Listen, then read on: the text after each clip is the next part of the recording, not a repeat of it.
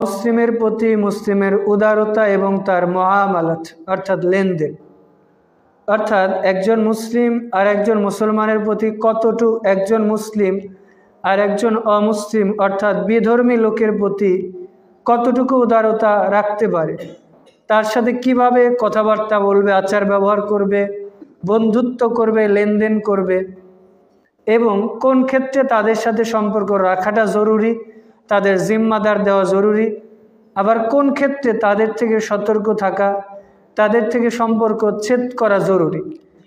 এই বিষয়গুলো সামনে রেখে আমরা সংক্ষিপ্ত আলোচনার চেষ্টা করব ইনশাআল্লাহ। ওয়া মা তাওফিক ইল্লা বিল্লাহি আলাইহি তাওয়াক্কালতু ওয়া ইলাইহি উনীব। আল্লাহ রাব্বুল আলামিন ইসলামকে কোড অফ লাইফ অর্থাৎ একজন মানুষের জন্য পরিপূর্ণ জীবন ব্যবস্থা হিসেবে মনোনীত করেছে বলে সুবহানাল্লাহ। আমরা আলোচনার শুরুতে সংক্ষেপে জেনে নেব যে ইসলাম কি। ইসলাম অপর ধর্মের প্রতি তো উদারতা করেছে বা কতটুকু করেছে এটা আমরা জানবো। তার আগে আমরা জানি যে ইসলাম জিনিসটা কি, কেমন এটা দিন। সূরা আল ইমরান ৩ নং সূরার ১৯ নম্বর আয়াতে আল্লাহ বলছেন, ইন্নাদ-দীন ইনদাল্লাহিল ইসলাম, নিশ্চয় আল্লাহর কাছ থেকে একমাত্র গ্রহণযোগ্য দিন হচ্ছে ইসলাম। সূরা ইমরানের ৮৫ নম্বর আয়াতে আল্লাহ আবারও বলছেন, ওয়া মা ইয়াবতাগি গায়রাল ইসলামি দীনা, কেউ যদি ইসলাম ছাড়া অন্য কোনো দিন, অন্য কোনো জীবন ব্যবস্থা, অন্য কোনো ইজম, মতাদর্শন, তরিকা, পথ এবং পদ্ধতি অনুসরণ এবং অনুকরণ করে, ওয়া হুয়া ফিল আখিরাতি মিনাল খাসিরিন, সে দুনিয়াতে তো ক্ষতিগ্রস্ত হবে, আখিরাতেও সে ক্ষতিগ্রস্ত হয়ে যাবে।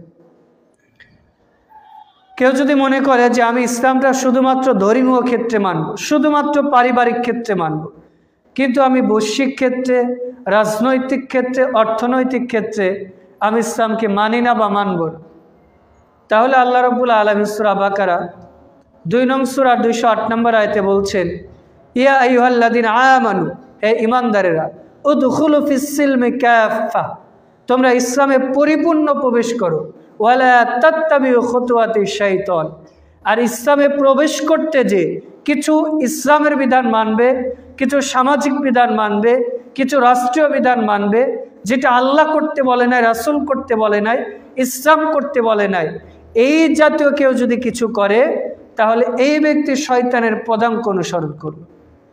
তাহলে আমরা যদি মনে করি যে ইসলাম শুধুমাত্র ধর্মীয় ক্ষেত্রের জন্য, শুধুমাত্র ইসলাম আধ্যাত্মিক ক্ষেত্রে, শুধুমাত্র পরলৌকিক বিষয়ের জন্য ইসলাম, তাহলে এই ব্যক্তি পরিপূর্ণ ইসলাম মানে নি। কেউ চেষ্টা করেছে ইসলামকে নিজের জীবনে মানা, বৈশ্বিক ক্ষেত্রে মানা, রাষ্ট্রীয় ক্ষেত্রে মানা, সামাজিক ক্ষেত্রে মানা, কিন্তু হয়তো কোনো কারণে সে মানতে পারে না, তাহলে এই ব্যক্তিকে আল্লাহ ক্ষমা করবে। কারণ আল্লাহ বলছেন, লা ইকাল্লিফুল্লাহু নাফসান ইল্লা বুসাহা, আল্লাহ মানুষের চেষ্টার বাহিরে কিছুই চাপিয়ে দেয় না। মানে চেষ্টা করেছে কিন্তু পারে না। ধরেন একজন লোক প্রত্যেক দিন ইনকাম করে ৫০০ টাকা, তো প্রত্যেক দিন দান করে ৫০ টাকা, আর একজন ব্যক্তি দিনে ইনকাম করে ৫০ টাকা, ও মাত্র ১ টাকা দান করলো, কত টাকা? আগের লোক দান করলো কত? ৫০। তো ৫০-এর তুলনায় ১ অনেক কম মনে হচ্ছে না?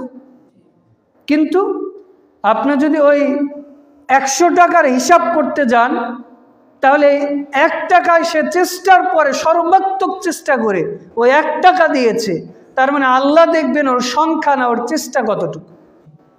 আল্লাহ এটা দেখবে না যে কে ১০,০০০ দিল, ৫০,০০০ দিল, কে কোটি কোটি টাকা দিল, এইটা আল্লাহ দেখবে না। আল্লাহ দেখবে ওর অন্তরের দিকে, মানে ওর সামর্থ্য ছিল ১ টাকা দেওয়ার, ও ১ টাকা তো দিয়েছে, আরো বেশি দেওয়ার চেষ্টা করেছে, আল্লাহ এটাই দেখবে।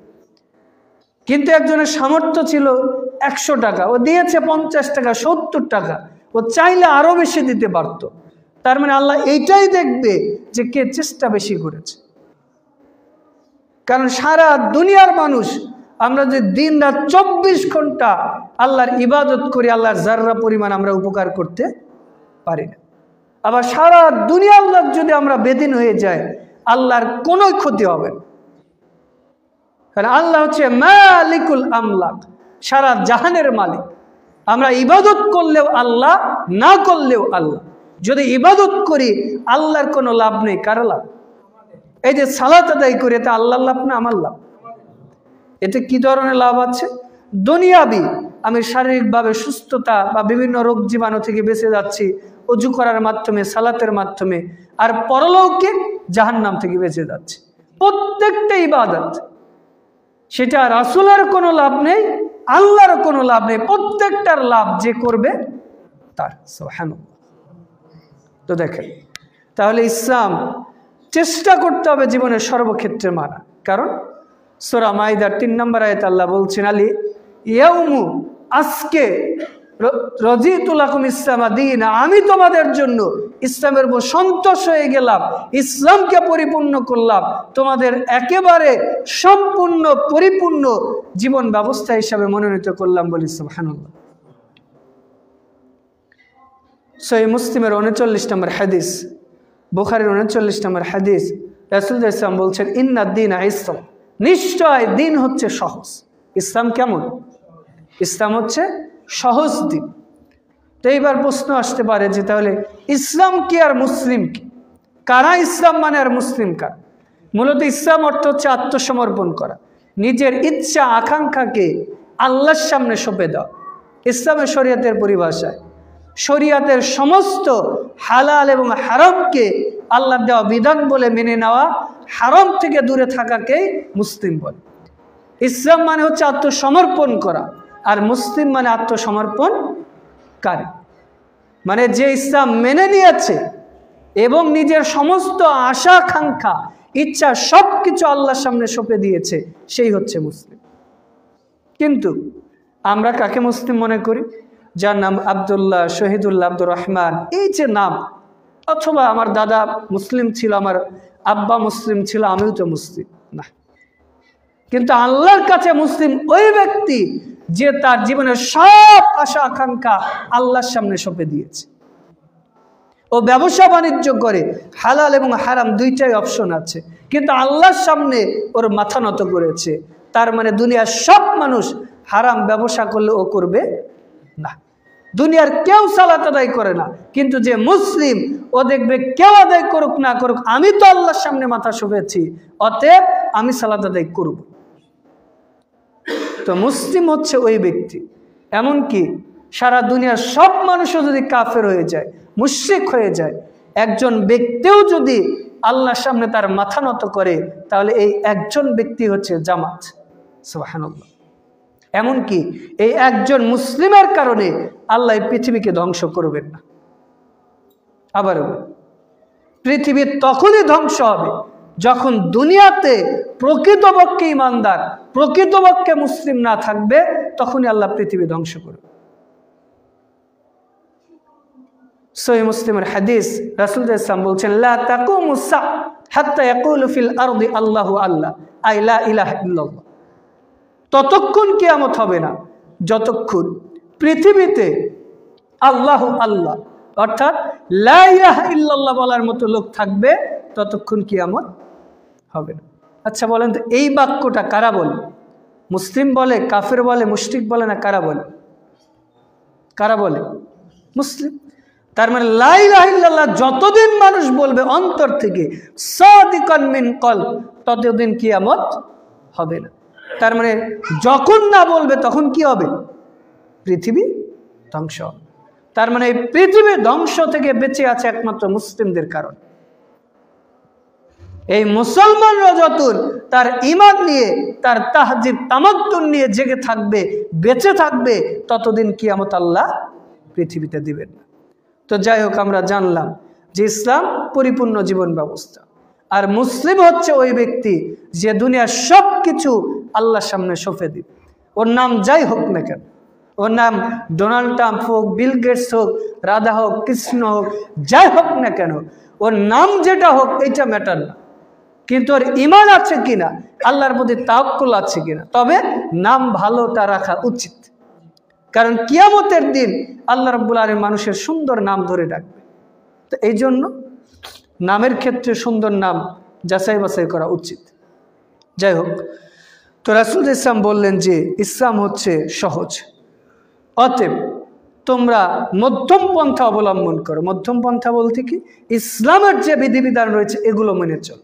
আবার অনেকে আছে যে মধ্যম পন্থা মেনে চলতে যে আকীদা এবং মানহাজের ক্ষেত্রে স্যাক্রিফাইস করে, যে না আমরা মধ্যম পন্থা, ওর আকীদা নিয়ে চলুক, আমি আমার মতো চলি, তবে আমরা সবাই ভাই ভাই। যেরা শিয়া ওরা তো মুসলিমই না, আপনি যদি মনে করেন যে ও মুসলিম আমি মুসলিম, না, তার মানে আপনার আকীদায় গলদ আছে। কারণ একজন মুশরিকের আকীদা আর একজন শিয়ার আকীদার মধ্যে কোনো ফারেক নেই, বরং এই শিয়াদের আকীদা একজন মুশরিকের আকীদার চেয়ে বেশি খারাপ। কারণ মুশরিক ও দেবতা নিয়ে সন্তুষ্ট, কিন্তু এই শিয়া আমাদের নবীকে নিয়ে বাজি কথা বলে, সাহাবীদের নিয়ে বাজি কথা বলে। ইভেন আয়েশা রাদিয়াল্লাহু তাআলা আনহা, আবু বকর, ওমর, উসমান এদেরকে গালি না দিলে ওরা শিয়াই হতে পারে। আস্তাগফিরুল্লাহ। তার মানে মধ্যম পন্থা হবে কোনটা? যেটা অন্যান্য সারি মাসালার ক্ষেত্রে, যেটা সুন্নাহ নফল, এই ক্ষেত্রে আমরা মধ্যম পন্থা অবলম্বন করব বা করতে পারি, কিন্তু আকীদার ক্ষেত্রে একেবারে ইস্তিকামাত, কোনো নড়চড় করা যাবে। ও সালাত বুকে বাঁধুক নাভির নিচে বাঁধুক, সেটা আপনি বুঝাবেন এটা সুন্নাহ আর এইটা সমাজে প্রচলিত। ও যদি বুকের উপর বাঁধে নিচে বাঁধে এটাও সালাত হোক, কিন্তু আকীদার ক্ষেত্রে কোনো স্যাক্রিফাইস করা যাবে। যাই হোক, তো রাসূল ইসলাম বলছেন যে ব্যক্তি ইসলাম গ্রহণ করবে তার জন্য সুন্দর হয়ে যাবে জীবন। বলি সুবহানাল্লাহ। এমনকি বুখারীর 41 নম্বর হাদিস, রাসূল ইসলাম বলছেন কোন ব্যক্তি যদি ইসলাম গ্রহণ করে, ইসলামে আসে, তাহলে অতীতে যে পাপগুলো ছিল এই কালেমা শাহাদাত পড়ার কারণে সব পাপ আল্লাহ নেকিতে পরিপূর্ণ করে। বলি সুবহানাল্লাহ। এমনকি যদি কোনো ব্যক্তি ইসলামে আসে, তাহলে একজন সন্তানকে যেইভাবে মা প্রসব করে মাসুম হয়ে জন্মগ্রহণ করে, একজন ইসলাম গ্রহণকারী ব্যক্তি কনভার্টেড বা রিভার্টেড মুসলিম, সেও এরকম মাসুম হয়ে যায়। বলি সুবহানাল্লাহ। এবার আসি যে ইসলাম মুসলিমদের প্রতি কিভাবে মুআমালাত বা উদারতা দেখিয়েছে। সূরা বাকারা 2 নম্বর সূরার 256 নম্বর আয়াত আল্লাহ বলছেন লা ইকরাহা ফিদ্দিন, দ্বীনের মধ্যে কোনো জবরদস্তি নেই। কদ তাবায়্যানা রুশদু মিনাল গায়, অস্পষ্টতা থেকে, পথভ্রষ্টতা থেকে ইসলাম একেবারে স্পষ্ট হয়ে গেছে। মানে আল্লাহ বুঝাতে চাইলেন যে ইসলাম কারো প্রতি জুলুম করে না, অত্যাচার করে না। যে কেউ ইসলাম গ্রহণ করবে না ওকে জোর করে ইসলাম গ্রহণ করাতে হবে না। যেরকম ভারতে কেউ মুসলিম হতে না চাইলে ওকে জোর করে জয় শ্রীরাম বলিয়ে রক্তাক্ত করে মেরে হলেও ওদের ধর্মে ধর্মান্তরিত করছে না। আইএস আছে, শিবরাম আছে, বিভিন্ন তাদের সংগঠনের মাধ্যমে জোর করে মুসলিমদেরকে তারা ধর্মান্তরিত করছে। আবার ইসলামের মধ্যে যদি কেউ এরকম করে যে আমার এলাকায় অমুসলিম আছে, তো ইসলাম গ্রহণ না করলে থাকতে পারবি না, না, ইসলাম এতটা বাড়াবাড়িকে পছন্দ করে। কারণ আল্লাহ তার রাসূলকে বলছেন লাস্তা আলাইহিম বিমুসাইতির, রাসূল আমি তো আপনাকে দারোগা হিসাবে পাঠাই নাই, আপনার কাজ মানুষকে দাওয়াত পৌঁছিয়ে দেন। ফামান শাআ ফালইউমিন ওয়া মান শাআ ফালইয়াকফুর, যার ইচ্ছা সে ইসলাম গ্রহণ করবে, হক মেনে নিবে, যার ইচ্ছা সে হক গ্রহণ করবে না। তবে আপনার দায়িত্ব হকটা মানুষের কাছে পৌঁছিয়ে দিন। এরপরে সূরা কাফিরুন 109 নম্বর সূরা 6 নম্বর আয়াত আল্লাহ তো বলেই দিয়েছেন লাকুম দীনুকুম ওয়ালিয়া দীন, তোমাদের দিন তোমাদের জন্য, আমাদের দিন আমাদের জন্য। এই আয়াতের ব্যাখ্যা আমরা অনেকেই ভুল করি। কি বলি? যে ধর্ম যার যার উৎসব সবার, অথচ এই সূরায় আগের আয়াতগুলোতেই বলা আছে যে লা আ'বুদু মা তা'বুদ, তুমি যার ইবাদত করো আমি তার ইবাদত করি না, আবার আমি যার ইবাদত করি তোমরা তার ইবাদত করো না। তার মানে তোমার ধর্ম তুমি মানো, আমার ধর্ম আমি মানি। লাকুম দীনুকুম ওয়ালিয়া দীন, তোমার দিন তোমার জন্য, আমার দিন আমার জন্য। মানে ইসলাম দাওয়াত দিতে উদ্বুদ্ধ করেছে, কিন্তু ইসলাম জোর করিয়ে ধর্মান্তরিত করার কথা ইসলাম বলে না। সূরা মাইদা 5 নম্বর সূরা 8 নম্বর আয়াতে আল্লাহ বলছেন ইয়া আইয়ুহাল্লাযীনা আমানু, হে ঈমানদাররা, কুমু কাওয়ামিনা শুহাদা, তোমরা ওই সমস্ত লোকদের অন্তর্ভুক্ত হয়ে যাও যারা শাহাদা দিয়েছে, যারা আল্লাহকে এক বলে স্বীকার করেছে, যারা আল্লাহকে হক মাবুদ বলে সাক্ষী দিয়েছে, তোমরা তাদের অন্তর্ভুক্ত হয়ে যাও। এরপরে ইসলাম হিন্দু মুসলিম সব ধর্মের মানুষকে সহ অবস্থানে অর্থাৎ স্ব অবস্থান থেকে শান্তিপূর্ণভাবে জীবনযাপন করতে বলেছে। সূরা মুমতাহিনা 60 নম্বর সূরার 8 নম্বর আয়াত আল্লাহ বলছেন যে যদি অমুসলিমেরা তোমাদের বিরুদ্ধে জিহাদ না করে, তোমাদেরকে মারামারি করতে অথবা ধর্মান্তরিত না করতে আসে, জোর জবরদস্ত না করে, তাহলে তোমরা পৃথিবীতে শান্তিপূর্ণভাবে বসবাস করো। মানে তোমরা তোমাদের মতো চলতে থাকো, ওরা ওদের মতো দিন মানতে থাকবে। এমনকি ইসলাম একজন মুসলিমকে অমুসলিমের মান মর্যাদা ইজ্জত ধন সম্পদ হেফাজত করাকে জরুরত করেছে। ধরেন এই যে আমরা এই দেশে তো 90% মুসলিম, এদেশের প্রধানমন্ত্রীও মুসলিম। তো এখন আমাদের দেশে যে সংখ্যাগরিষ্ঠ যে লোকগুলো আছে অমুসলিম, তারা এই দেশের বৈধ নাগরিক, তারা এই দেশে ট্যাক্স দেয়, কর দেয়, বৈধ নাগরিক। তার মানে সরকার পতন হয়েছে অথবা যে কোনো কারণে আমার বাড়ির কাছে হিন্দু অমুসলিম আছে, আমি কি জোর করে ওকে ধর্মান্তরিত করব? অথবা ওর মূর্তি অথবা ওদের দেবতা ওদের যে গৃহ উপাসনালয় রয়েছে এগুলোকে আমরা ভেঙে দিব? বরং ওদের নিরাপত্তা দেওয়া রাষ্ট্রের দায়িত্ব। আমাদের আশেপাশে যারা রয়েছে অমুসলিম, তাদের সাথে আমরা ভালো ব্যবহার করব। তবে আমরা সাধারণ মানুষ যারা আছে, আমরা কেউ কেউ আছে কিছু আলেম যে অতি ভক্তি দেখাতে যে আমরা একটু বাড়াবাড়ি করেছি। সেটা কি? যে অমুসলিমদের মূর্তি পাহারা নাকি আমরা আলেমরা দিব না, বরং রাষ্ট্রীয়ভাবে পাহারা দিব। মুসলিম তো মূর্তি ভাঙা যাতে মুসলিম কেন মূর্তি পাহারা দিব? তার মানে এই নয় যে ওদের দেবতা মূর্তিগুলোকে আমরা ভাঙব না, বরং রাষ্ট্রীয়ভাবে যারা রয়েছে, সরকার রয়েছে, পুলিশ রয়েছে, প্রশাসন রয়েছে, তাদের দায়িত্ব মূর্তি পাহারা দেওয়া যদি ভেঙে ফেলার মতো যদি সম্ভাবনা থাকে। আর আমরা যারা আছি তাদেরকে মানুষকে হয়তো দূর করব যাতে মানুষ এগুলো কাজ না করে, কিন্তু রাত জেগে তাদের মূর্তি পাহারা দেওয়া এটা ইসলাম মুসলিমদের বলে। তো এই জন্য শিথিলতা দেখাতে হবে ততটুকু যতটুকু ঈমান সমর্থন করে। ঈমান পরিপন্থী যে রাজনৈতিক ফায়দা নেওয়ার জন্য বা বিভিন্ন ইস্যুকে সামনে রেখে অতিরিক্ত বাড়াবাড়ি করা উচিত না। এমনকি রাসূল সাল্লাম বলছেন যে অমুসলিম যারা রয়েছে তাদের সাথে সুন্দর আচার ব্যবহার করা, তাদেরকে সুন্দর করে ইসলামের দাওয়াত দেওয়া। সূরা নাহল 16 নং সূরা 125 নম্বর আয়াত, উদু ইলা সাবিলি রাব্বিকা বিল হিকমা ওয়াল মাউইজাতিল হাসান ওয়া জাদিলু বিল্লাতি হিয়া আহসান। বলছে যে তাদেরকে ইসলামের দিকে ডাকো সুন্দরভাবে, উত্তম কথার মাধ্যমে, ওয়া জাদিলু বিল্লাতি হিয়া আহসান, এবং সুন্দরভাবে কথা বল। তারা যদি তোমাদের কথায় কোনো কথা বলে তাহলে সুন্দরভাবে তাদের প্রতি উত্তর কর। তো এই জন্য আমরা যারা রয়েছি ইসলামের তাদেরকে দাওয়াত দিব, তবে দাওয়াত দেওয়ার ক্ষেত্রে সতর্ক সাবধানতার সাথে দাওয়াত দিতে হবে। যে আমি হয়তো দাওয়াত দিলাম, পরিবেশ পরিস্থিতি বিবেচনা করে দাওয়াত দিতে হবে। যে তারা হয়তো মূর্তি পূজা করছে, এই সময় যে আপনি দাওয়াত দিচ্ছে, এতে কি হবে? সে রাগান্বিত হতে পারে, আপনাকে গালি দিতে পারে, আল্লাহকেও গালি দিতে পারে। তো এই জন্য আপনাকে পরিস্থিতি বুঝে তাকে ইসলামের দাওয়াত দিতে হবে। এরপর তাদের প্রতি দয়াশীল হতে হবে। দয়াশীল বলতে তাদের প্রতি বিনয় প্রকাশ করতে হবে, যাতে সে বা তারা আমাদের আদর্শ দেখে ইসলামের প্রতি উদ্বুদ্ধ হয়। যেরকম জেমাত আল আজদি অমুসলিম ছিল, এই ব্যক্তিটা জাদুকর ছিল। রাসূল সাল্লামের কাছে এসেছে, আসার পরে বলছে যে আপনাকে নাকি জাদু করা হয়েছে। আসলে কি আপনি জাদুগ্রস্ত নাকি আপনি পাগল? বলেন তো। মানে জেমাত আল আজদি কাকে বলছে? রাসূল সাল্লামকে। তো রাসূল সাল্লাম কিছুই বললেন। রাসূল এবার বলছেন ইন্নাল হামদালিল্লাহি নাহমাদুহু ওয়া নাস্তাঈনুহু, খুতবাতুল হাজাত পাঠ করলেন। জেমাত আল আজদি বলছে আবার বলেন তো।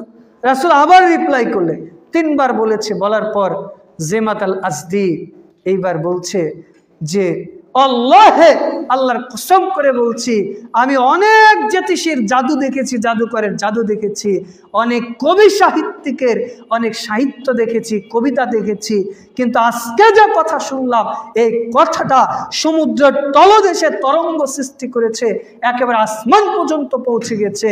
বলছে মুহাম্মদ আপনি হাত বাড়িয়ে দিন, আপনার হাতে হাত থেকে আমি কালিমা পড়ব বলে। সুবহানাল্লাহ। দেখেন যদি আমাকে আপনাকে বলতো আমরা দাওয়াত দিচ্ছি, কেউ আমাকে বলছে আরে তুমি পাগল নাকি, আমাদের ধর্ম বাদ দিয়ে তোমার ধর্ম কেন মানবো, তাহলে আমরা কি করতাম? রেগে যেতাম বা ধমক দিতাম অথবা চলে আসতাম। কিন্তু রাসূল সুন্দর করে আল্লাহর প্রশংসা করলেন। যে রাসূলের জাদু ছুটাবে মানে রাসূলের চিকিৎসা করবে, পক্ষান্তরে সে নিজেই ধর্মান্তরিত হয়ে গেল। সুবহানাল্লাহ। এটা হচ্ছে ইসলামের উদারতা। সহিহ বুখারীর 462 নম্বর হাদিস, সুমামা বিন উসাল রাসূল সাল্লাল্লাহু আলাইহি ওয়াসাল্লামকে গালি দিত। তো সাহাবীরা সুমামা বিন উসালকে ধরে নিয়ে এসে মসজিদে নববীর খুঁটির সাথে বেঁধে রেখেছে। কোথায়? মসজিদে নববীর খুঁটির সাথে। তো এইবার জেমাদ আল আজদি রাসূলকে দেখে বলছে, ইন্দিয়া মুহাম্মদ খায়রুন ইন তাকতুল জাদা দামিন ওয়া ইন তুনিম আলা শাকিরিন ওয়া ইন কুনতা তুরিদু মা আলা ফাসআলতু আমিনহু মা শিতা। বলছে, হে মুহাম্মদ, আপনি আমার কাছে একজন ভালো মানুষ, আপনাকে আমি ভালো মানুষ মনে করি, কিন্তু আপনি মনে রাখবেন আপনি যদি আমাকে হত্যা করেন আপনাকেও হত্যা করব। যদি আমাকে ছেড়ে দেন তুনিম আলা শাকিরিন, তাহলে আপনার শুকরিয়া আদায় করা হবে। ওয়াইন কুনতা তুরিদু তুতা শিতা মা আলা, যদি আমাকে ছেড়ে দেওয়ার শর্তে কিছু টাকা পয়সা চান, ধন সম্পদ চান, সেটা আমি দিয়ে দিব।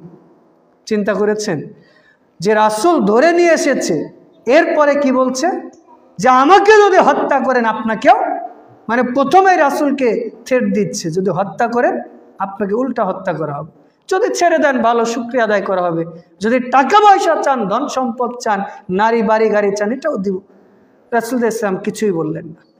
1 দিন 2 দিন 3 দিন বলার পরে চতুর্থ দিন ছেড়ে দিয়েছে। এইবার সুমামা বিন উসাল মসজিদে নববীর পাশে খেজুরের বাগান ছিল, হেঁটে যাচ্ছে আর মনে মনে চিন্তা করছে, আরে যাকে আমি গালিগালাজ করতাম সেই লোক তার ইবাদত গৃহ মসজিদে আমাকে ধরে রাখলো, আমি তাকে উল্টা ধমক দিলাম, ছেড় দিলাম, কিছুই বললো না, ছেড়ে দিল। এই লোকটার চেয়ে ভালো মানুষ দুনিয়াতে আর কেউ হতে পারে না। সুবহানাল্লাহ। এরপরে মসজিদে নববীর পাশে ওই বাগানের মধ্যে, খেজুরের বাগানে একটা কূপ ছিল, গোসল করে এসে বলছে যে মুহাম্মদ সাল্লাল্লাহু আলাইহি ওয়াসাল্লাম ইতিপূর্বে আপনার মতো এত নিকৃষ্ট, এত খারাপ, এত জঘন্য, এত অপ্রিয় মানুষ আমার কাছে কেউ ছিল না, কিন্তু এখন আপনার মতো এত ভালো মানুষ, এত প্রিয় মানুষ আমার কাছে দুনিয়াতে আর কেউ নেই। সুবহানাল্লাহ। এরপরে বলছে, এই যে আপনার মক্কা শহর, এই মক্কার মতো এত অপ্রিয় শহর আমার কাছে কোনোটাই ছিল না, এখন আমার কাছে এই মক্কার মতো এত প্রিয় শহর কোনোটাই নেই। এরপরে বলছে যে আপনার এই ইসলামের মতো এত নিকৃষ্ট অপ্রিয় দিন আমার কাছে কোনোটাই ছিল না, এখন এই দিনের জন্য আমি জান মাল সব কিছু দিতে প্রস্তুত আছে, আপনি যা বলবেন তাই করবো। সুবহানাল্লাহ। এরপরে সুমামা বিন উসাল ইয়ামামাবাসীর সর্দার ছিল, তিনি বলছে যে রাসূল সাল্লাল্লাহু আলাইহি ওয়াসাল্লাম আমার কাছে কিছু খাদ্য আছে, আমি তো এই এলাকার সর্দার, অমুক এলাকাতে মুশরিক আছে, তাদেরকে আমি খাদ্য না পাঠালে তারা খাদ্য পায় না, আপনি যদি বলেন তাহলে আমি ওদের খাদ্য বন্ধ করে দেব। রাসূল বলল যে না, এটা করতে হবে, তাদের খাদ্য তাদের পৌঁছিয়ে দাও। সুবহানাল্লাহ। দেখেন রাসূল ইসলাম মুসলিমদের সাথে কিরকম আচরণ করতে, যে আচার ব্যবহার দেখে তারা ইসলামের দিকে ধাবিত হতো। আর আমরা, আমাদের সাথে যদি একজন অমুসলিম চলে, ইসলাম গ্রহণ করা তো দূরের কথা, আরো আমাদের সম্পর্কে, ইসলাম সম্পর্কে বাজে কথা বল। অথচ আয়েশা রাদিয়াল্লাহু তাআলা আনহাকে জিজ্ঞেস করা হচ্ছে রাসূলের চরিত্র কেমন ছিল, মুসনাদ আহমদের হাদিস, তিনি বলছেন কানা খুলুকুল কোরআন, কোরআনটা যেরকম রাসূলের চরিত্রও ঠিক হুবহু অনুরূপ বলে। সুবহানাল্লাহ। তার মানে রাসূল সাল্লাল্লাহু আলাইহি ওয়াসাল্লাম সাহাবী তাবেগণ কোরআন অনুযায়ী জীবন পরিচালনা করতেন, আর আমি আপনি বিভিন্ন নায়ক নায়িকা, বিভিন্ন অমুসলিমদের কৃষ্টি কালচার দেখে ওইভাবে আমরা নিজেদের জীবন গড়ে চলার চেষ্টা করি। অথচ আমাদের উচিত ছিল যে একেবারে রাসূলের মাথা থেকে শুরু করে পা পর্যন্ত সুন্নাহগুলো মেনে চলা, যাতে অমুসলিমরা দেখলে আমাদের দেখে ইসলামের দিকে ধাবিত হয়। ইসলামের যুগে এমন ঘটনাও ঘটেছে যে অনেক সময় সাহাবীরা সালাত আদায় করছে, মুশরিকরা মসজিদে ঢুকে গেছে। কি ব্যাপার, তারা কি করে, মানে সাহাবীরা এত সুন্দর করে সালাত পড়তো যে তারা সালাত দেখার জন্য মসজিদে চলে আসতো, আর আমরা যদি হয়তো জোহরের সালাত 4 রাকাত পড়তে হয়তো 8 মিনিট লাগে ইমামের, সেখানে যদি 2 মিনিট একটু বাড়িয়ে দেয়, তাহলে আমাদের তো মনে হয় কত সময় নষ্ট হয়ে গেল। হয়তো জুমার খুতবা 1 ঘন্টা, সেখানে যদি 5 মিনিট বেশি হয়ে যায়, তাহলে বারবার ঘড়ি তাকায় যে আজকে 10 মিনিট হুজুর বেশি নিয়ে দিন। অথচ খেলাধুলা দুনিয়াবি কাজ ঘন্টার পর ঘন্টা আমরা শেষ করে দিচ্ছি। অথচ আমাদের উচিত ছিল যে রাসূলের প্রত্যেকটা সুন্নাহ জীবনের সর্বক্ষেত্রে মেনে চলা, যাতে অমুসলিমরা আমাদের দেখে ইসলামের দিকে ধাবিত হয়। এরপর আমাদেরকে অমুসলিমদের বিনা প্রয়োজনে তাদের হত্যা বা কতল অথবা মান সম্মান ইজ্জত নিয়ে সিনেমিনি খেলা যাবে না। যে আমার এলাকায় অমুসলিম আছে, ভারতে মুসলমান ভাইদেরকে নির্যাতন করছে, বিদায় আমি প্রতিশোধ নিয়ে তাদের হত্যা করব না। হয়তো ওরা আমাদের মুসলিম ভাইদের হত্যা করেছে, এইটার জন্য আমি প্রতিবাদ করতে পারি, সর্বাত্মক প্রচেষ্টা করতে পারি, কিন্তু আমার পাশে যে অমুসলিম আছে ও তো আমার ক্ষতি করেনি। ওকে হত্যা করা অথবা ওকে মারধর করা, অপমান অপদস্থ করা ইসলাম আমাকে অনুমতি দেয় না। রাসূল ইসলাম সহিহ বুখারীর 3166 নম্বর হাদিসে বলছেন, মান কতালা মুআহিদা, কোন ব্যক্তি যদি কোন চুক্তিবদ্ধ অমুসলিমকে হত্যা করে। চুক্তিবদ্ধ অমুসলিম মানে এই যে আমাদের মুসলিম দেশে অমুসলিমরা বৈধ নাগরিক, ট্যাক্স দিচ্ছে, কর দিচ্ছে, তার মানে ওরা আমাদের জিম্মায় আছে, আমাদের সরকারের জিম্মায় আছে। এরকম লোককে যদি সরকারের রাইট ব্যতীত, অনুমতি ব্যতীত আমরা যদি এমনিতেই হত্যা করে ফেলি, তাহলে কি হবে? ধরেন ওই যে আমাদের দিনী ভাই সাইফুল ইসলাম আলিফকে ইসকনের লোকেরা হত্যা করে ফেলেছে, আল্লাহ ভাইকে জান্নাতবাসী করুক, আল্লাহ। তো এইটাকে কেন্দ্র করে যদি আমরা আবার তাদেরকে হত্যা করি, আপনারা হয়তো অনেকেই দেখেছেন যে গতকালকে ডক্টর ইউনূস সারা দেশের বিভিন্ন আলেম ওলামাকে ডেকেছিলেন, তার মধ্যে আমাদের আহলে হাদিসের মুখপত্র শেখ আব্দুল্লাহ বিন আব্দুর রাজ্জাক হাফিজাহুল্লাহ, তিনি এই বিশেষ করে ভারতের ইস্যু, ইসকন ইস্যু নিয়ে সুন্দর কথা বলেছে, যে আমরাও চাই সরকার এরকম আলেম ওলামাদের কাছে ডাকুক, এর মাধ্যমে আমাদের সহমর্মিতা, সম্প্রীতি, ভালোবাসা আরও বেড়ে যাবে ইনশাআল্লাহ। কারণ আমেরিকা, ব্রিটেন, রাশিয়া অথবা ভারত তারা আমাদের সম্প্রীতি শিখাতে আসে, অথচ তাদেরকে আমাদের থেকে সম্প্রীতি শেখা উচিত। যে তারা যে অবস্থা করেছিল ইসকনের নাম করে, যদি মুসলমানরা চাইতো তাহলে একজন হিন্দু এদেশে জীবিত থাকতো না। কারণ আমাদের ভাইকে দিনের বেলা হত্যা করেছে, কিন্তু মুসলমানরা আজ পর্যন্ত একজন মুসলিমকে হত্যা করেনি। কারণ তাদের আল্লাহর প্রতি ভয় আছে, আলেম ওলামাকে তারা শ্রদ্ধা করে, তাদের নাসিহাকে তারা মেনে চলার চেষ্টা করে। এই জন্য এই নেটের মাধ্যমে বর্তমান সরকারকে জানাবো, আপনার এই যে কাজগুলো করছেন, উদ্যোগগুলোকে আমরা সাধুবাদ জানাই। এই জন্য আপনার উপদেষ্টা পরিষদের মধ্যে আমরা চাইব যে যে সমস্ত বিদগ্ধ আলেম ওলামা রয়েছে তাদের কাছে রাখবেন, এর মাধ্যমে দেশের সম্প্রীতি এবং সহমর্মিতা এবং ভাবমূর্তি আরও দুনিয়া এবং আখিরাতে বেড়ে যাবে ইনশাআল্লাহ। দেখেন রাসূল ইসলাম এই হাদিসে কত চমৎকার কথা বলছে যে লাম ইয়ারিহু রিহাতাল জান্নাহ, ওই ব্যক্তি জান্নাতেরও সুঘ্রাণ পাবে। যদি মুসলিম দেশে জিম্মাপ্রাপ্ত কোনো মুসলিমকে কেউ হত্যা করে, ও জান্নাতে তো যাওয়ার দূরের কথা, জান্নাতে সুঘ্রাণও পাবেন। এরপর রাসূল বলছেন, ইন্না রিহাতান লা ইউজাদু মিন মাসির 40 আমান, আর জান্নাতের সুঘ্রাণ পাওয়া যায় প্রায় 40 বছরের পর থেকে। মানে 40 বছর আগ থেকে জান্নাতে যাওয়ার আগে সে সুঘ্রাণ পেতে থাকে। সুবহানাল্লাহ। দেখেন রাসূল কত কঠিন কথা বলল। অমুসলিমকে হত্যা করা তো দূরের কথা, যদি কেউ হত্যা করে ও জান্নাতে তো যেতেই পারবে না, জান্নাতের ধারে কাছেও যেতে পারবে না।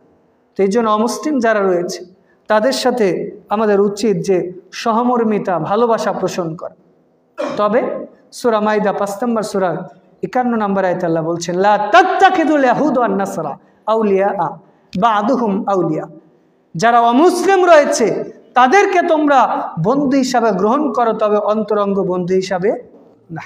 যেরকম আমার ভাই রফিক ভাই, তিনি অসুস্থ হলো বা বিপদগ্রস্ত হলো অথবা কোনো ক্ষতির মধ্যে পড়লো, যেইভাবে আমার টেনশন হয় যে ভাই যদি এই বিপদ থেকে বাঁচতে পারতো, তার পরিবার যদি এই ফিতনা থেকে বাঁচতে পারতো, এই যে অন্তর থেকে সবসময় তার প্রতি ভালোবাসা, এই যে অন্তরঙ্গ ভালোবাসা, অমুসলিমদের সাথে এইটা না। বরং সে আমার প্রতিবেশী, আমি যতটুকু পারি তাকে সহযোগিতা করি, তাকে ভালোবাসি। আমার উদ্দেশ্য কি? যাতে ও আমার আদর্শ দেখে ইসলামের দিকে আসে। যেরকম আমার বাড়ির পাশে রাস্তা পার হলে অমুসলিম, ওদেরকে মাঝে মধ্যে আমাদের বাড়িতে দাওয়াত করি। আমাদের উদ্দেশ্য কি? যে ওরাও আমাদের দাওয়াত করবে, ওদের মূর্তির নামে যে উৎসর্গ করে ওইগুলো আমাদের খাওয়াবে, এটা উদ্দেশ্য না। বরং আমাদের উদ্দেশ্য যে ওরা আসুক, আমাদের বাড়িতে বসুক, দেখুক আমাদের আদর্শ কেমন, আচার ব্যবহার কেমন, যাতে ওরা ইসলামের দিকে আসে। তা আলহামদুলিল্লাহ আমাদের গ্রামে এ পর্যন্ত প্রায় 10 থেকে 12 জন মুসলিম হয়েছে আলহামদুলিল্লাহ। এইভাবে আপনাদের প্রতিবেশী যারা আছে তাদেরকে আপনারা ভালো ব্যবহার করবেন, নিজেদের বাড়িতে দাওয়াত করবেন, এই জন্য যাতে তারা আপনার আদর্শ দেখে যে মুসলিমরা তো আমাদের দূরে সরিয়ে দেয় না, ওরাও তো আমাদের ভাই মনে করে, ওদের ধর্ম কত উদার ধর্ম, অথচ আমাদের ধর্ম একজন অমুসলিমকে মুসলিম ছুলেই নাকি নাপাক হয়। এরকম আছে।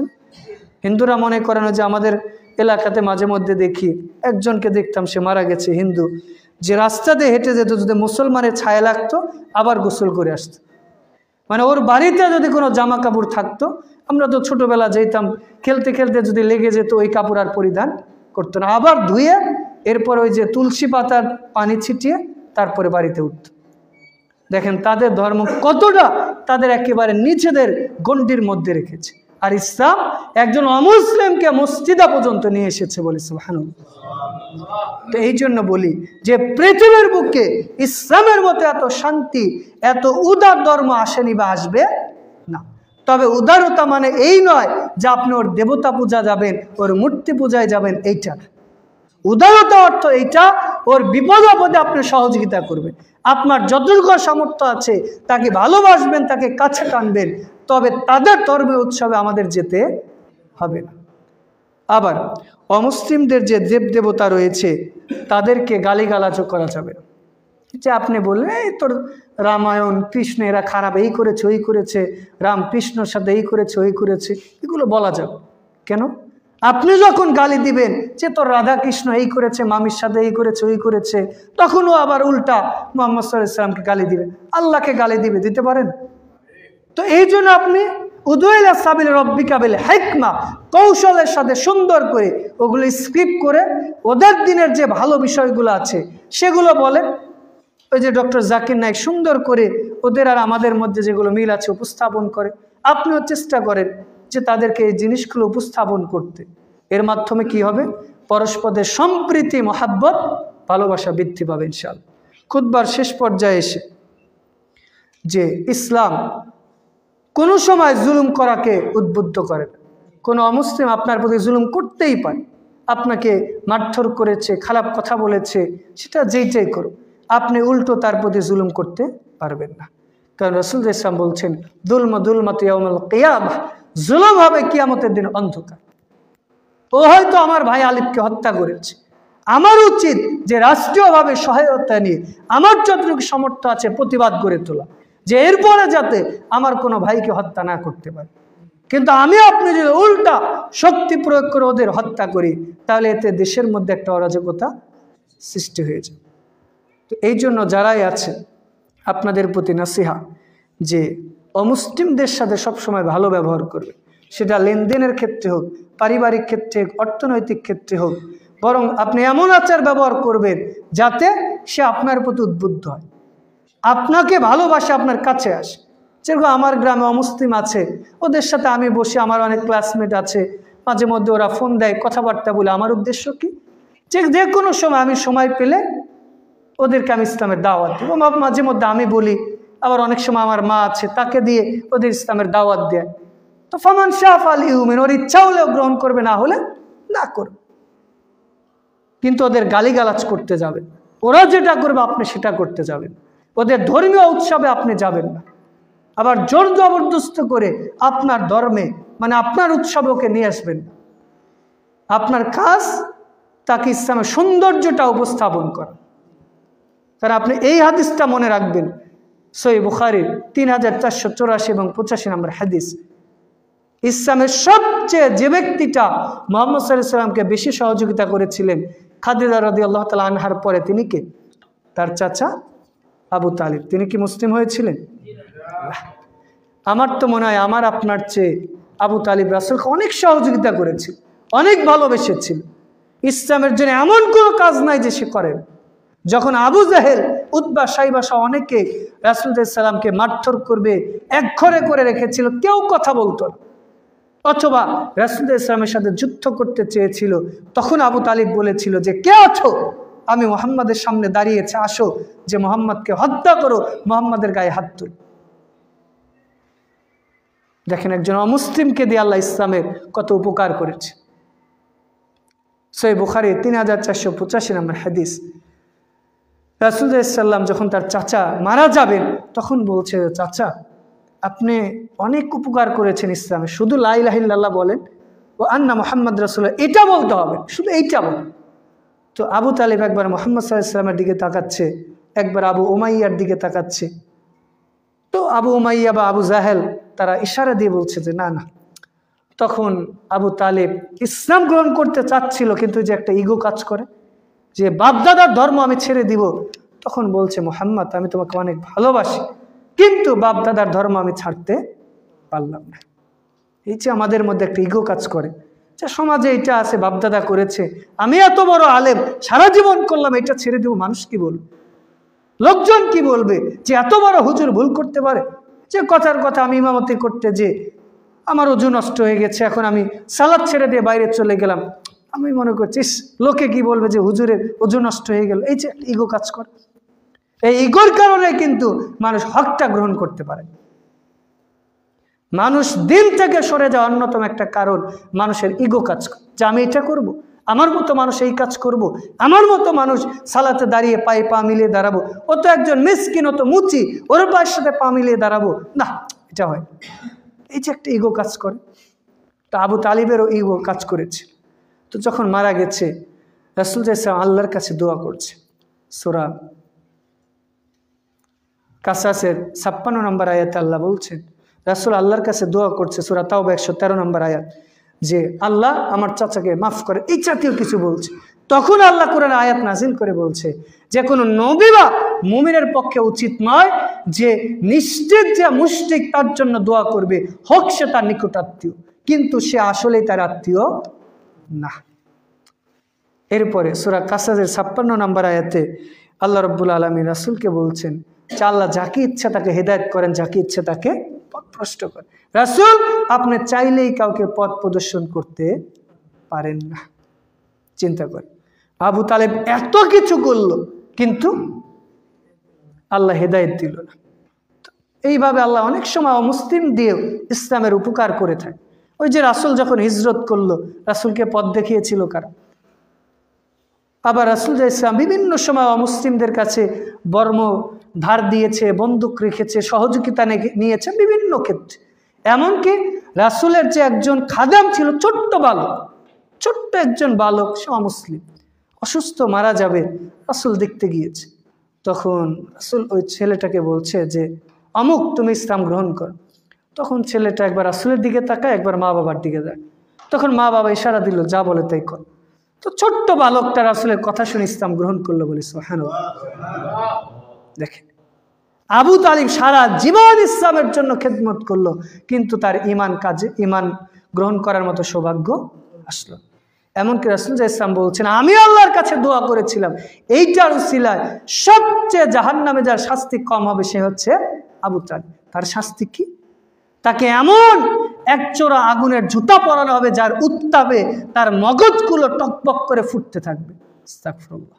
চিন্তা করে এইটাই যদি সর্বনিম্ন শাস্তি হয়, আমার আপনার কি অবস্থা হবে? আস্তাগফিরুল্লাহ। এই জন্য আমরা যারা মুসলিম তাদের সৌভাগ্য আলহামদুলিল্লাহ। তবে মুসলিম হয়েছে এটাতে সফলতা না, বরং জন্ম হোক যেমন তেমন, কর্ম হোক ভালো। অমুসলিম হয়েছে কিন্তু ধর্মান্তরিত হয়ে কনভার্ট হয়ে মুসলিম হয়েছি এবং এই অবস্থায় মৃত্যুবরণ করতে পেরেছি, এটাই সফলতা। কিন্তু সারা জীবন মুসলিম ছিলাম, মারার আগে ইসলাম মানতে পারি নাই, বেদীন অবস্থায় মারা গেছি, এতে সফলতা নেই। দেখেন না কত নাস্তিক আছে যারা মুসলিম ছিল নামধারী, এমনকি কিছু আছে যারা নাকি মসজিদ মাদ্রাসায় চাকরিও করেছে, এরাও নাস্তিক হয়ে গেছে, বেদিন হয়ে গেছে এই দুনিয়ার টাকা পয়সার জন্য। তার মানে আল্লাহ ওকে ভালোবাসে, বরং আল্লাহ যাকে ভালোবাসে তাকে খাস করে ঈমানের মতো, ইসলামের মতো হেদায়েত দিয়ে থাকে। তো আমাকে আপনাকে আল্লাহ ভালোবেসেছে বিধায় ইসলামের মতো মূল্যবান জিনিস দিয়েছে, আলহামদুলিল্লাহ। তো এই মূল্যবান জিনিসটা পেয়েছি যেহেতু, এটাকে মূল্যায়ন করার প্রয়োজন আছে কি না? তো এই জন্য যারা অমুসলিম খুতবার শেষ দিকে, ওই যে আমার সাথে প্রায় একজন ভাই থাকে, আলহামদুলিল্লাহ আমার হাতে এসে মুসলিম হয়েছে, ময়মনসিংহের একটা ছেলে, মাত্র 23 বছর বয়স, 21 বছর বয়সে মুসলিম হয়েছে। তো ওই ছেলেটা আমার সাথে থাকতো, আমাকেও ফলো করতো, করার পরে আমাকে বলে যে ওস্তাদ, এই যে আপনাদের দেখে আমি ইসলাম গ্রহণ করেছি, মাঝে মাঝে মনে হয় যে ইসলাম গ্রহণ করেছি আপনাদের এই হাজার হাজার কোটি কোটি মুসলমানের চেয়ে আমরা যারা রিভার্টেড মুসলিম তারাই হাজার গুণে ভালো। কারণ তাদের দেখলে মনে হয় যে মুশরিক অমুসলিম আর এদের মধ্যে কোনো ফারেক নেই। দেখেন, একজন রিভার্টেড মুসলিম ভাইয়ের হচ্ছে অভিব্যক্তি আমাদের সম্পর্কে, যে সে আমাদের দেখে ইসলাম গ্রহণ করা তো দূরের কথা, বরং তার কাছ থেকে আমাদের শেখা উচিত। বরং ওই ছেলেটাকে আল্লাহ এমনটাই ঈমান দিয়েছে যে আমি যখন ওকে প্রোগ্রামে নিয়ে যেতাম, অনেক জায়গায় নিয়ে গেছি, তো সালাতে রক্ত হতো, বলতো ওস্তাদ কাজ বাদে আগে আপনি সালাত পড়েন, তারপর অন্য কাজ। আমি বলতাম যে একটু পরে পড়ি, কিন্তু আল্লাহ দেখেন তাকে কতটা ঈমান দিয়েছে। অথচ আমরা হাজারো লাখো কোটি মুসলিম আছে, সালাতে রক্ত চলে যায়, সিয়ামে রক্ত চলে যায়, জুমার দিন চলে যায়, কত ইসলামের ফরজ বিধান আছে আমরা মানিই না, মানার চেষ্টাই করি। এই জন্য আমরা যারা মুসলিম রয়েছি আলহামদুলিল্লাহ আমাদের সৌভাগ্য। তবে আমরা যদি এই ইসলামের উপর সাবেত থেকে মৃত্যুবরণ করতে পারি, এটাই আমাদের সফলতা। রাসূল ইসলাম বলছেন খুতবার শেষ হাদিস, যে একজন ব্যক্তি সারা জীবন ভালো কাজ করে, মরার আগে এমন কোনো কাজ করে যার কারণে সে জাহান্নামে যায়। আবার কিছু ব্যক্তি আছে সারা জীবন খারাপ কাজ করে, মরার আগে এমন কাজ করে যেই কাজ করে সে সহজেই জান্নাতে যায় বলে সুবহানাল্লাহ। কুজমান গোত্রের একজন ব্যক্তি যে অমুসলিম ছিল, কোনোদিন সালাত পড়ে নাই, সিয়াম পড়ে নাই, ইসলামের কোনো বিধানই পালন করে না। তবে রাসূলের যুদ্ধর সময় এসেছে, সাহাবীরা যুদ্ধ করছে, ওর অন্তরের মধ্যে ইসলামের প্রতি ভালোবাসা এসেছে, কালেমা পড়ে মুসলিম হয়ে যুদ্ধে চলে গেছে, মারা গেছে। রাসূল এবার সাহাবীদের লাশ খুঁজতে যে বলছে, দেখো এই লোকটা এক ওয়াক্ত সালাত তো আদায় করা দূরের কথা, একটা সাজদাও করে নাই, দান সদকা হয়তো তেমন করে নাই, কিন্তু ঈমান এনেছে, জিহাদে গিয়েছে, দাখালাল জান্নাহ, সে জান্নাতে চলে গেছে বলে সুবহানাল্লাহ। এই জন্য আমরা যারা মুসলিম আছি, আমরা ঈমানের মতো মূল্যবান জিনিস পেয়েছি। হয়তো টাকা পয়সা ধন সম্পদ ক্ষমতা নেই, কিন্তু ঈমানের চেয়ে মূল্যবান জিনিস পৃথিবীতে আর কিছুই নেই। এই জন্য আমরা এই ঈমানকে নবায়ন করব, ইসলামের প্রত্যেকটা বিধান জীবনের সর্বক্ষেত্রে মেনে চলার চেষ্টা করব। আল্লাহ আমাদের তৌফিক দান করুন, আল্লাহুম্মা আমিন। খুতবার শেষ পর্যায়ে এসে আপনাদের প্রতি নাসিহা, বিশেষ করে আমরা এখানে যারা আছি সবাই মুসলিম এবং অনলাইনের মাধ্যমে যারা শুনবো, সবার প্রতি নাসিহা যে আমাদের এলাকা, আমাদের দেশে বা আমাদের সমাজে যারা অমুসলিম রয়েছে তারাও আমাদের ভাই, তারা শান্তিতে সহমর্মিতার সাথে বসবাস করবে, তাদের সাথে আমরা সম্প্রীতি ভালোবাসা বজিয়ে রাখব। তবে কেউ একটা দোষ করলো বিদায় আমরা সব হিন্দু, সব বৌদ্ধ, সব খ্রিস্টানের ওপর জুলুম করা ইসলাম কোনো সময় অনুমোদন করে। আমাদের উচিত বরং যতটুকু সামর্থ্য আছে তাদের নিরাপত্তা বজিয়ে রাখা। আল্লাহ তৌফিক দান করুন, আল্লাহুম্মা আমিন। আল্লাহর কাছে দোয়া করছি, আল্লাহ আমাদের দেশে বিভিন্ন সময় বিভিন্ন ইস্যুকে কেন্দ্র করে হিন্দু মুসলিম দাঙ্গা বাজানোর যে অপচেষ্টা করা হচ্ছে, আল্লাহ এগুলো থেকে হেফাজত করুন, আল্লাহুম্মা আমিন।